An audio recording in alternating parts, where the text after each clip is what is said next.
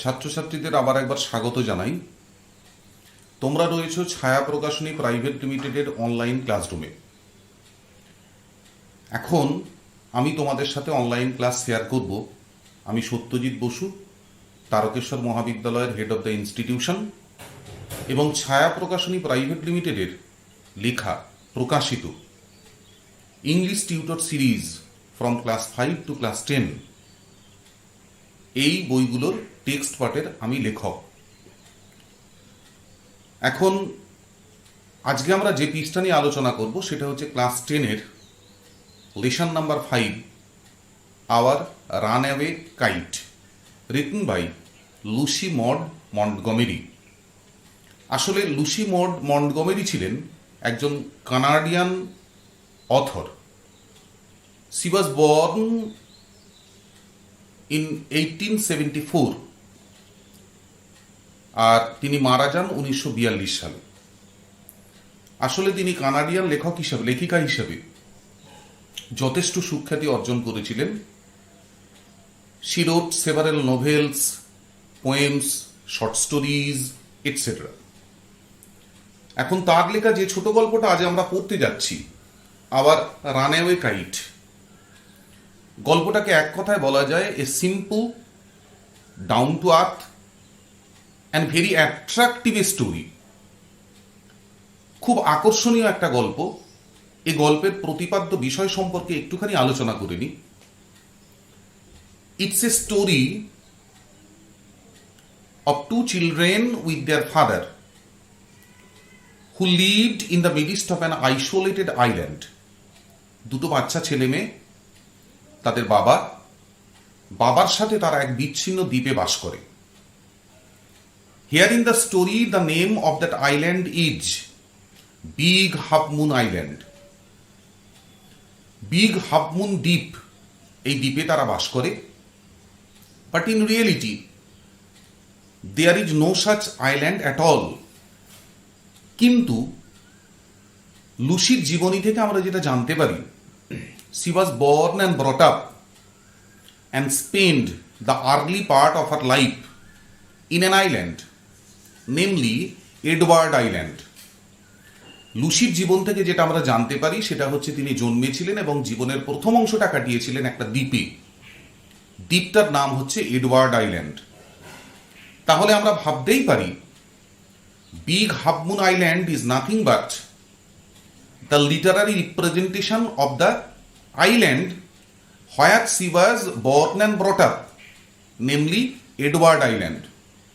তাহলে এই যে বিগ হাফ মুন দ্বীপটাকে আমরা ভাবতে পারি প্রকৃতপক্ষে তার যে জন্মস্থান এবং যেখানে জীবনের ছোটবেলাটা কাটিয়েছিলেন এডওয়ার্ড আইল্যান্ড, সেই আইল্যান্ডের হয়তো সাহিত্যের রূপ হতে পারে big half Moon island. Now coming to the story. গল্পের তিনটি চরিত্র, the author herself and her brother Claude and their father who lived in an isolated island. What for? Because their father was the keeper of the lighthouse. Lighthouse কথাটার মানে হচ্ছে বাতিঘর। আসলে lighthouse is normally situated on the seashore or in the midst of island. ব্যাপারটা কিরকম? বাতিঘর হচ্ছে a tall structure, একটা লম্বা গম্বুজের মতো আকৃতির একটা গঠন। What is the utility of such kind of light house? এই ধরনের বাতিঘরের ব্যবহার কি না, বাতিঘরের একবারে ওপরে উঠলে one can see A greater part of the sea. ওই বাতিস্তম্ভের ওপরে উঠলে কি হয়, সমুদ্রের অনেক ভেতর পর্যন্ত দৃষ্টি যায়। তাহলে ওই বাতিস্তম্ভ বা বাতিঘর থেকে কি করা হয়, those ships which are floating on the sea, তাদেরকে দিক নির্দেশ করা, to give them different type of instructions. এই কাজগুলো তখনকার দিনে করা হতো বাতিঘর থেকে।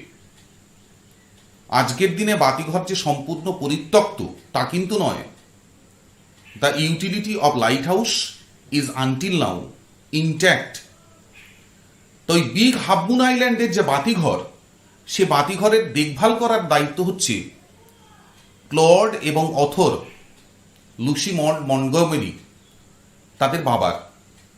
সেই সূত্রে the greater part of year they have to spend in the midst of that island.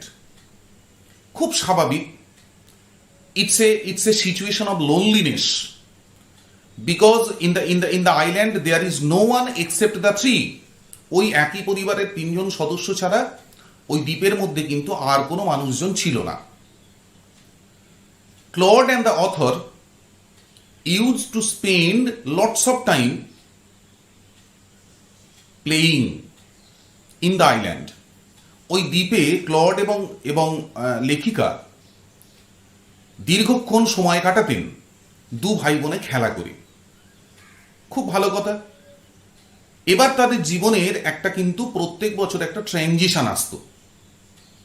In winter when everything becomes frozen,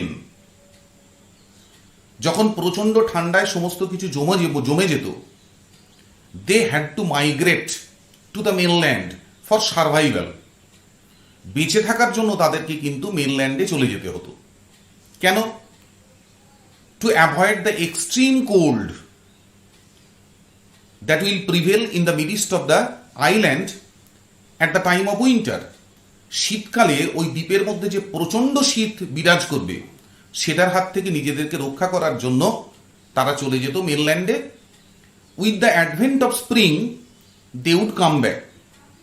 আবার যখন তোমার বসন্তকাল আসতো, তার মানে আইল্যান্ডের বরফ যখন গলতে শুরু করত, তারা আবার ওই দ্বীপে ফিরে আসতো।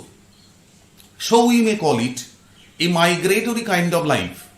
এটা এক ধরনের যাযাবর জীবনযাত্রা with which all the three were acquainted. এখন মেনল্যান্ডে যখন তারা যেত বছরে, প্রতি বছর তখন মেনল্যান্ডে অনেক বাচ্চা ছেলেদের সঙ্গে তাদের পরিচয় হতো, তাদের সঙ্গে খেলা করত। এই করতে করতে Claude learned the art of making a kite.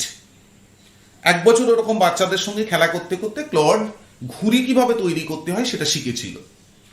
Coming back to their island they started to make lots of kites. এখন একটি ঘুড়ি ওড়ানোর সময় fortunately it was patched with a letter. তা ঘুড়িটা ওড়ানোর পরে ঘুড়িটা কেটে গেল, এবং তারা যেটা লক্ষ্য করে দেখল, with the gust of wind the kite is going towards the mainland.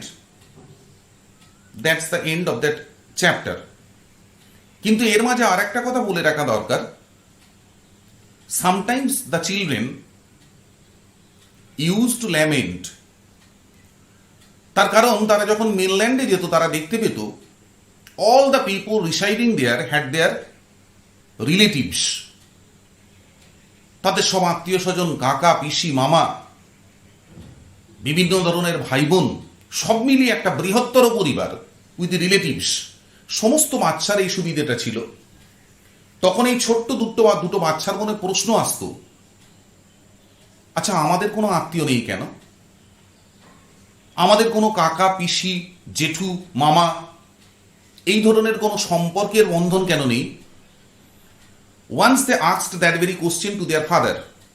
একবার তারা বাবাকে সে প্রশ্নটা করেও ছিল। But the result was a matter of sorrow for both of them. কিন্তু প্রশ্নটা করার পর যে ফল হয়েছিল, সে ফলটা কিন্তু তাদের দুজনের কাছেই বড়ই বেদনার। তার কারণ তার বাবা ভারাক্রান্ত মনে উত্তর দিয়েছিলেন, ইট ইজ অল মাই ফল্ট। এই সব কিছুর পেছনেই আমি দায়ী, এই সব কিছুই আমার ত্রুটির কারণে হয়েছে। So what is the implication of the speech coming out from their father? As both of them were quite children at that time, they could not understand it. বাবা যে কথাটা ঠিক কি বলছেন, ওই ছোট্ট বয়সে কিন্তু তাদের মাথায় সেটা ঢোকেনি। গল্পের এই প্রথম অংশ শেষ হওয়ার পরে গল্পের যে দ্বিতীয় অংশ শুরু হচ্ছে, সেটা হচ্ছে after a month their father received a letter, and it was the letter written by their father's sister. ওই চিঠিটা হচ্ছে তার বাবার এক বোনের লেখা চিঠি। তার মানে in respect of the author and clod, তাদের পিসি আন্ট সে চিঠি লিখেছে। এবং কিছুদিন পরে দেখা গেল বাবা সেই পিসি, বিধবা পিসি এবং তার ছেলে মেয়েদের নিয়ে আইল্যান্ডে এলো। তার মানে একটা সময় গল্পের চরিত্র ছিল 3 জন, কিন্তু গল্পটা যেখানে শেষ হচ্ছে সেখানে আমরা 6 জন চরিত্রকে পাচ্ছি। And author and Claude are really glad getting back their lost relatives. এখন এখানে অনেকগুলো প্রশ্ন আছে। প্রথম প্রশ্ন যদি আমরা আলোচনা করার চেষ্টা করি সেটা হচ্ছে, is there any moral in the story? গল্পের মধ্যে কি কিছু নীতিশিক্ষা আছে? সেভাবে সরাসরি কিছু নীতিশিক্ষা না থাকলেও we can learn lots of lessons from such kind of story. What is that? The value of relationship. এখন এই প্রশ্নটা আজকের দিনে আরো বেশি জোরালো। তার কারণ, because of our selfish attitude, শুধু আমার আমার আমার এই করতে করতে, those who have some relations they have also lost that. শুধু আমার আমার করে চিন্তা করতে করতে অনেকের হয়তো দেখা যাবে আত্মীয় স্বজন আছে, but out of that selfish attitude they have lost it. আবার অনেক ক্ষেত্রে দেখা যায় বেশ কিছু বাচ্চা বর্তমান সমাজে ঘুরে বেড়ায় যাদের সত্যি সত্যি কোনো আত্মীয় নেই, নেই কোনো মামা, নেই কোনো পিসি। এই জীবনটা কিন্তু ভয়ঙ্কর। এবং আজকে আমরা বর্তমান প্রজন্মের মানুষজন, we have started suffering from this problem. আজকে কিন্তু আমরা এই সমস্যায় ভুগতে শুরু করেছি। তার কারণ, আত্মীয়তা সম্পর্ক আর 5টা মানুষের সঙ্গে নৈকট্য, it's too much needed to make one's life successful as a social being. একজন সামাজিক মানুষ হিসেবে জীবনকে সাফল্য দিতে গেলে এই ধরনের আত্মীয় স্বজন কিন্তু বড্ড প্রয়োজন প্রত্যেকটা মানুষের জীবনে। তা না হলে আনন্দটা ভাগ করব কার সাথে, জীবনের দুঃখগুলো শেয়ার করব কার সাথে? মাদার টেরিজা একবার তার নোবেল লেকচারে বলেছিলেন, দ্য জয় অফ শেয়ারিং জয়। অদ্ভুত সুন্দর কথা, আনন্দ ভাগ করে নেওয়ার আনন্দ। লক্ষ্য করে দেখবে, sometimes such kind of situation appears in our life. কোনো একটা কারণে প্রচন্ড আনন্দ হলো, কিন্তু আনন্দ হলেই প্রথম যেটা মনে হয়, to share it with others where there are the relatives. This kind of job of sharing becomes easier. কিন্তু যারা আত্মীয় স্বজনহীন, বন্ধু বান্ধবহীন, তারা কিন্তু নিজেদের আনন্দটাও সেভাবে উপভোগ করতে পারে না, as they can not share ইট।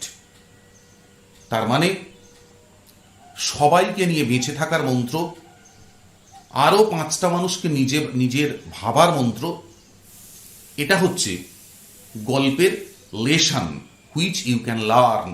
এবং যে প্রসঙ্গটা আজকের বর্তমান দিনে বড্ড বেশি করে কার্যকরী।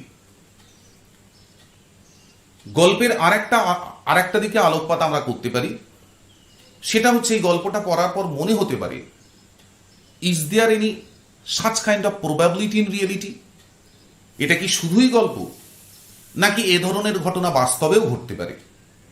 আমি তোমাদের বলতে চাই, such kind of incidents may be rare, but it happens. Such kind of miraculous incident happens on this earth.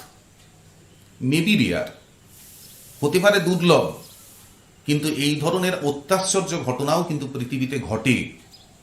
So with the help of a mere kite, একটা সামান্য ঘুড়ির সাহায্যে, they have got back their relationship.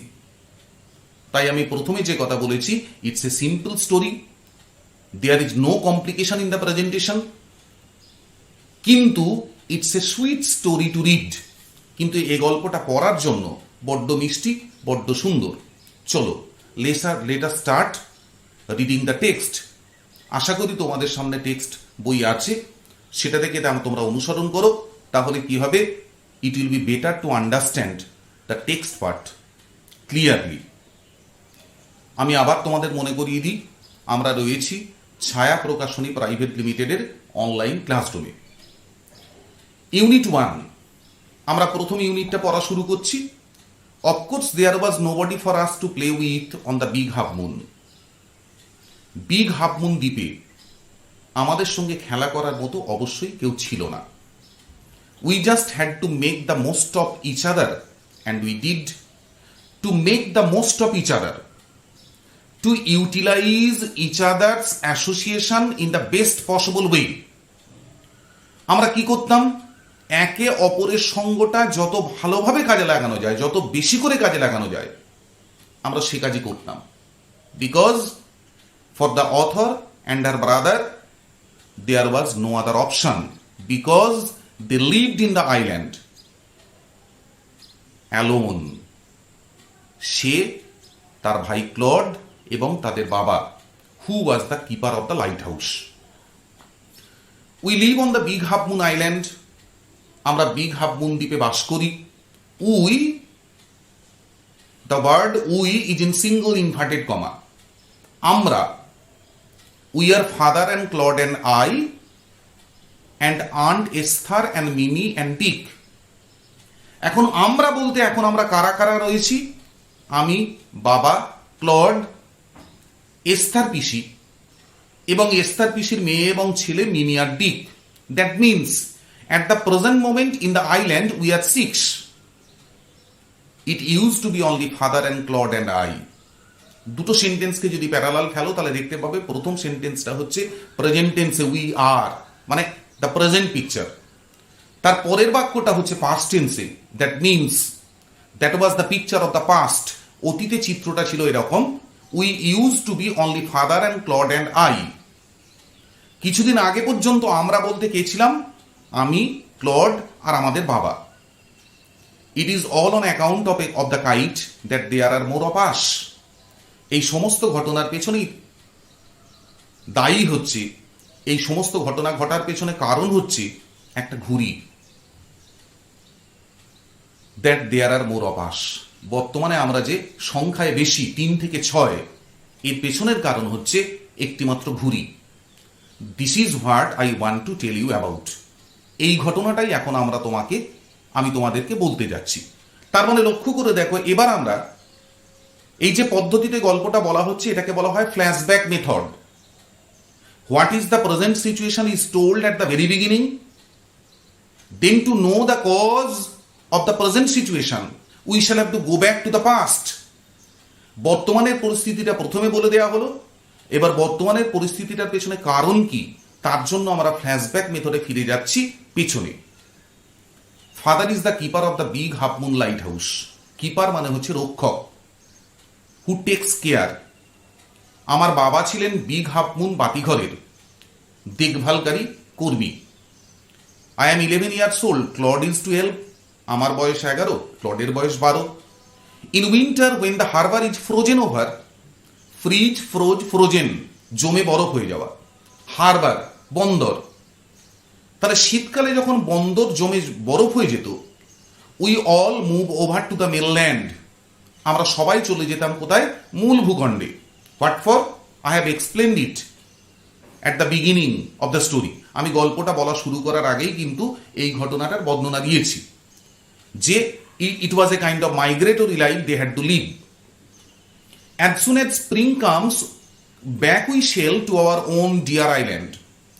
যেই না মাত্র বসন্ত আসতো, আমরা আমাদের ওই অতি প্রিয় দ্বীপে আবার ফিরে আসতাম। It's a question of possessiveness. যেন মনে হচ্ছে ওই দ্বীপের মালিক আমরা। তার কারণ there was no other inhabitant in the island except the 3. The funny part used to be that people always pitied us when the time came for us to return. Pity, দয়া, মায়া, করুণা।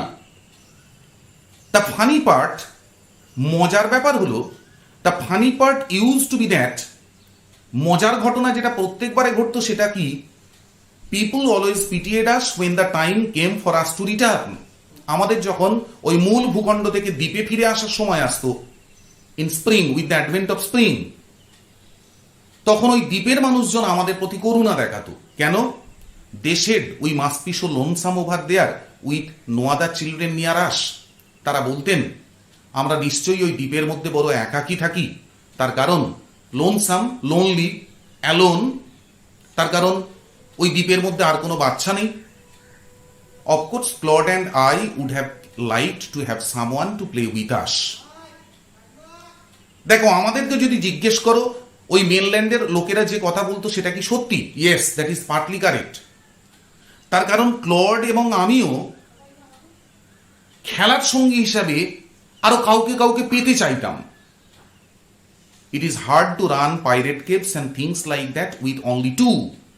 Pirate caves is a kind of play they use to play in the island. যে খেলা তারা আইল্যান্ডে খেলতে অভ্যস্ত ছিল। Pirate caves হচ্ছে এক ধরনের লুকোচুরি খেলা। এখন সামান্য দুজন সদস্যকে নিয়ে লুকোচুরি খেলা কাজটা একটু কঠিন। তাহলে when they would play pirate caves, তারা সবসময় আরো কিছু সঙ্গী সাথীর অভাব অনুভব করত। তাদের মনে হতো আরো দু চারটে বাচ্চা যদি থাকতো তাহলে কি হতো, we would be able to play that very pirate caves in a much better way. But we use to quarrel a good deal with the mainland children in winter. কিন্তু আবার এটাও সত্যি, শীতকালে আমরা যখন মেনল্যান্ডে যেতাম সেখানকার বাচ্চাদের সঙ্গে আমরা কিন্তু যথেষ্ট পরিমাণে ঝগড়াও করতাম। তার মানে মেনল্যান্ডে যাওয়াটা যে সব দিক থেকে আমাদের কাছে কাম্য তা ছিল না। হ্যাঁ, হয়তো ওখানে গিয়ে আমরা খেলার সঙ্গী হিসেবে অনেককে পেতাম, কিন্তু আবার এটাও বাস্তব ঘটনা ওই মেনল্যান্ডের বাচ্চাদের সঙ্গে ঝগড়াঝাঁটিও বাধ্য আমাদের যথেষ্ট। So it was perhaps just as well that there were more of them on the big half moon. সম্ভবত এই কারণে, তার কারণ বিগ হাফ মুনে খুব বেশি বাচ্চা কাচ্চা নাই। তার মানে we are not accustomed to play with a lot. আমরা যেহেতু বিগ হাফ মুনে দুজনে খেলতে অভ্যস্ত, probably going to the mainland we could not understand the situation there in the proper manner, so that we started to quarrel.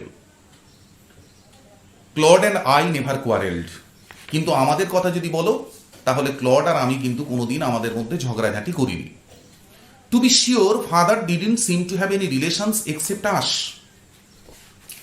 বাস্তব ঘটনা হলো যে আমাদের বাবাকে দেখে যেটা মনে হতো যে বাবার বোধহয় সত্যি সত্যি কোনো আত্মীয় স্বজন নেই। This use to puzzle Claude and me. Puzzle মানে হচ্ছে হতভম্ব করে দেওয়া। এইটা মাঝে মধ্যে আমাদেরকে অবাক করতো, আমাদেরকে হতভম্ব করতো। আচ্ছা, সবাইয়ের আত্মীয় স্বজন আছে, আমার বাবার কেন কোনো আত্মীয় স্বজন নেই? Everybody on the mainland had relations. তার কারণ আমরা যখনই মেনল্যান্ডে যাই আমরা লক্ষ্য করে দেখেছি প্রত্যেকের আত্মীয় স্বজন রয়েছে। Why hadn't we? আচ্ছা, আমাদের কেন আত্মীয় স্বজন নেই? This is a simple query that use to come in the mind of the two children. ছোট দুটো বাচ্চা ছেলের মনে এই ধরনের প্রশ্ন কিন্তু মাঝে মধ্যেই জাগতো। Was it because we lived on an island? আচ্ছা, এর পেছনে কি এটা কারণ যে যেহেতু আমরা দ্বীপে বাস করি সেই জন্য আমাদের কোনো আত্মীয় স্বজন নেই? We thought it would be so jolly to have an uncle an aunt and some cousins. আমরা ভাবতাম, আহা, ব্যাপারটা কি সুন্দর মজার হতো যদি আমাদের কোনো পিসি মাসি থাকতো, আমাদের যদি কোনো কাকা থাকতো, বা আমাদের যদি কোনো খুঁড়তুতো জাটতুতো মাসতুতো ভাই বোন থাকতো, তাহলে they would get some extra relations. তারা খুব চাইতো। Once we asked father about it. আমরা একবার এ ব্যাপারে আমাদের বাবাকে জিজ্ঞেস করেছিলাম, but he look so sorrowful that we wished we hadn't. কিন্তু বাবাকে জিজ্ঞেস করার সঙ্গে সঙ্গে বাবাকে দেখে এতটাই দুঃখী মনে হয়েছিল we should not ask that very question to our father. বাবাকে ও প্রশ্নটা না জিজ্ঞেস করলেই হতো। He said it was all his fault. আমার বাবা শুধু উত্তরে একটি বাক্য খরচা করেছিলেন, তিনি বলেছিলেন, এ সব কিছুর পেছনেই আমি দায়ী, এ সব কিছুই আমারই ত্রুটি। Clod and I didn't understand what he mint. এখন প্রশ্ন হচ্ছে, বাবা যে উত্তর দিলেন, ক্লড অ্যান্ড আই আমরা কিন্তু বুঝে উঠতে পারিনি আমার বাবা কি বলতে চাইছেন। তার কারণ ওইটুকু ছোট্ট বাচ্চার পক্ষে বোঝা সম্ভব নয়। Behind their father's answer a long story of sorrow remains hidden. তাদের পক্ষে বোঝা সম্ভব নয় যে বাবার ওই উত্তরের পেছনে একটা দীর্ঘ বেদনার গল্প লুকিয়ে রয়েছে, which will be revealed in front of them with the passage of time before the end of the story. তাহলে ইউনিট 1 আমরা শেষ করলাম। আজকের ক্লাস শেষ করার আগে আমি তোমাদেরকে আবার একবার স্মরণ করিয়ে দিতে চাই, পরীক্ষায় ভালো নম্বর পেতে গেলে এবং বিষয়ের গভীরে প্রবেশ করতে গেলে তোমরা অবশ্যই ছায়া প্রকাশনী প্রাইভেট লিমিটেডের প্রকাশিত বিভিন্ন বিষয়ের বইগুলো পড়তে পারো। এবং ইংরেজির কথা যদি বলতে হয়, ফ্রম ক্লাস 5 টু ক্লাস 10 আমাদের ছায়া ইংলিশ টিউটর সিরিজের বইগুলো রয়েছে। তোমাদের ক্লাস 10-এর বইটাও তোমাদের জন্য যথেষ্ট উপকারে আসবে। অতএব তোমরা চেষ্টা করবে ছায়া প্রকাশনী প্রাইভেট লিমিটেডের বইগুলোকে অনুসরণ করার।